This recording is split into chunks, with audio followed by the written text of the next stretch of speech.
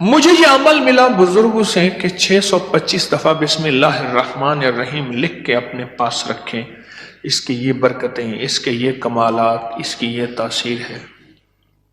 اب دو راستے ہیں، ایک راستہ یہ ہے کہ یہ اس نے کہ جی ہمارا خاندانی جو ہے یہ ہمارا وظیفہ ہے، خاندانی وظیفہ ہے، یہ ہمارا خاندانی وظیفہ ہے، اور یہ خاندانی جو ہمارا وظیفہ ہے یہ ہم صرف ہمارے خاندان میں چل رہا ہے، ہم کسی کو دیتے نہیں ہیں۔ یہ مجھے بے شمار دفعہ سننے کو یہ بات ملی ہے۔ ایک صاحب نے کہا جی یہ ہمارا تعویذ ہے، صرف ہمارے گھر تک ہے، باہر نکلے گا تو اثر ختم ہو جائے گا، جبکہ ایسا نہیں ہے، یہ نہ دینے کے بہانے ہیں۔ میرے والد نے مجھے دیا تھا، ان کے والد نے انہیں دیا، ان کے دادا، ان کے پردادا، ہمارا خاندانی تعویذ چلا آ رہا ہے۔ تو میں بھی کہہ دیتا کہ یہ میرا خاندانی تعویذ ہے۔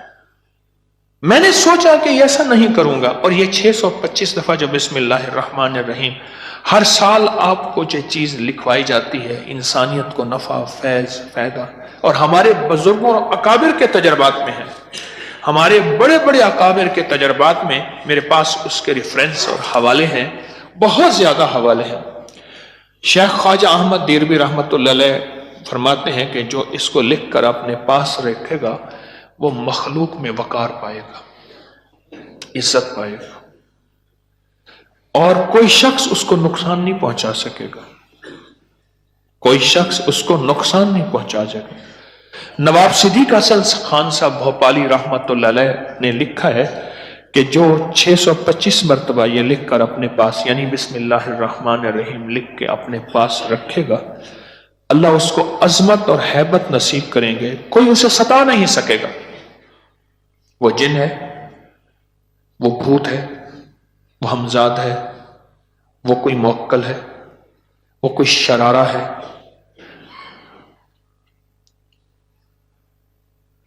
وہ جادو ہے، وہ نظر بد ہے، وہ گولی بندوق ہے، وہ کسی کا شر ہے، وہ کسی کا فتنہ ہے، وہ کسی کی سازش ہے،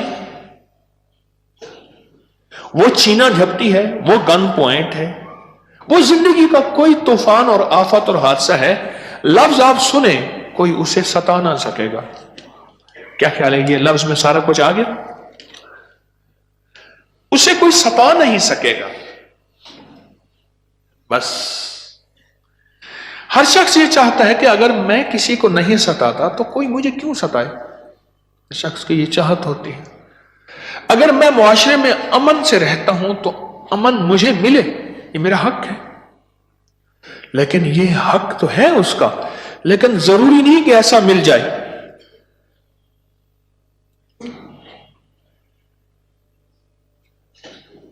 میں نے ایک گاڑی کے پیچھے، کار کے پیچھے نا، کاروں کے، ٹرالیوں کے، بسوں کے پیچھے بہت سی چیزیں لکھی ہوتی ہیں۔ زندگی میں ایک دفعہ میں نے ایک گاڑی کے پیچھے ایک چیز دیکھی تھی، یہ لفظ میں، یہ آیت میں نے گاڑی کے پیچھے لکھی ہوئی تھی، غالباً چھوٹی سی گاڑی تھی، کوئی لکھا ہوا تھا من شر وسواس الخناس۔ خناس، یہ جو من شر وسواس الخناس ہے نا، اس کا مفہوم بہت وسیع ہے۔ اس میں خناس جنات بھی ہیں، اس میں خناس انسان بھی ہیں، اور ایسے انسان جو کتے ہیں، بندر ہیں، خنزیر ہیں، جنہیں قرآن کہتا ہے اولئک کالانعام، وہ جانور ہیں، بل ہم اضل، بلکہ ان سے بدتر ہیں۔ بچھو کاٹتا ہے مزہ نہیں آتا، سانپ کاٹتا ہے اس کو لذت محسوس نہیں ہوتی، پر اس کا کام کاٹنا ہے، آئندہ بھی کاٹے گا، آئندہ بھی کاٹے گا۔ شیر کاٹتا ہے تو اس کو مزہ آتا ہے، خون چوستا ہے، خون پیتا ہے، لیکن بچھو اور سانپ کاٹنے میں اس کو کوئی لذت محسوس نہیں ہوتی، لیکن بچھو کاٹے گا۔ من شر الوسواس الخناس، خناس، جن کے نظروں میں حسد، جن کے جذبوں میں حسد، کینہ، بغض، جن کے مزاجوں میں کینہ، بغض ہے، حسد ہے، انتقام ہے، جو کسی کو اچھا پہنا نہیں دیکھ سکتے، اچھا بولا نہیں دیکھ سکتے، اچھا کھایا نہیں دیکھ سکتے۔ اس دن ایک صاحب میرے پاس آئے، فیملی آئی، تو بیٹا نا باپ کو لے کے باہر چلا گیا، باقی کہنے لگے تھوڑا سا ٹائم علیحدہ دے دیں۔ کہنے لگے ابا جی کے لیے دعا کریں، ابا کسی کو اچھا کھایا نہیں دیکھ سکتے، پہنا بھی نہیں دیکھ سکتے۔ پہلے ہم بھی ساتھ ہو جاتے تھے، جب سے تسبیح خانے کی نسبت ملی ہے ہم کہتے ہیں نہیں، یہ رب کی تقسیم اور ترتیب ہے، کسی کو دے دے، کسی سے لے لے، کسی کو تھوڑا دے، کسی کو زیادہ دے۔ کہا میرے والد کو ابھی آپ کی بات سمجھ نہیں آئی، گھسیٹ گھسیٹ کے درس میں لاتے ہیں، پھر بڑے والد صاحب چلے جاتے ہیں، ہر وقت لوگوں کو گندا برا بھلا گالیاں دیتے ہیں اور کہتے ہیں میرا بس چلے، میں ان کو کھا جاؤں، ان کو برباد کر دوں، ان کے گھروں کو آگ لگا دوں، ان کے پاس اچھی سواری کیوں ہے، اچھا لباس کیوں ہے، اچھا کھانا کیوں ہے۔ میرے والد کا مزاج ہے یہ خناس ہے، یوسوس فی صدور من شر وسواس الخناس، یہ خناس ہے، یہ اس کا شر ہے خناس کا۔ جو شخص 625 بار یہ اپنے پاس رکھے گا پر اس کی فوٹو کاپی نہیں ہے، یہ ذوق ذہن نشین رکھیے گا، اور فوٹو کاپی ہوتی تو پھر سارا دن یہی چھپتا رہتا۔ لکھتے ہوئے ایک چیز نقطے کی یاد رکھیے گا، صدا یاد رکھیے گا، لکھتے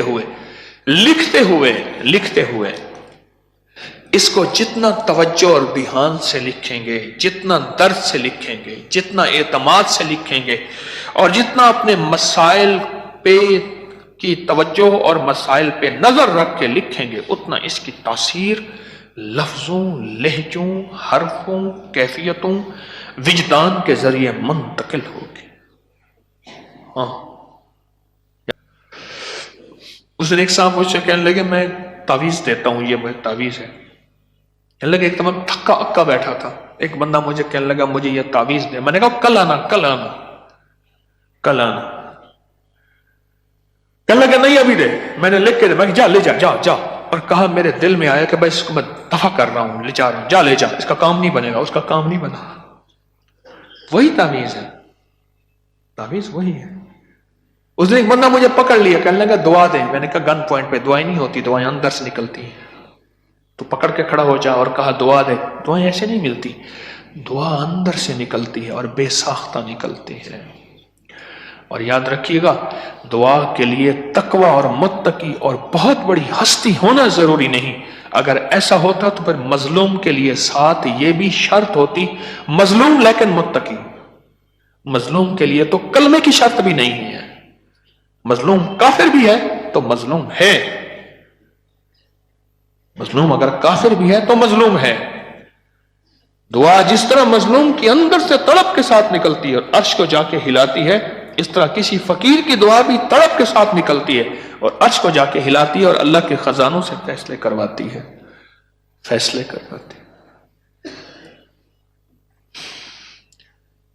ایک اور بزرگ فرماتے ہیں، یہ پوسٹ اکابر پر اعتماد جو ہمارا پیج ہے اس میں موجود ہے، میں اسی میں سے پڑھ رہا ہوں، آپ چیک کر لیجئے گا۔ انگلش میں لکھیں گے اکابر پر اعتماد تو فیس بک پہ ہے، واٹس ایپ پہ بھی ہے،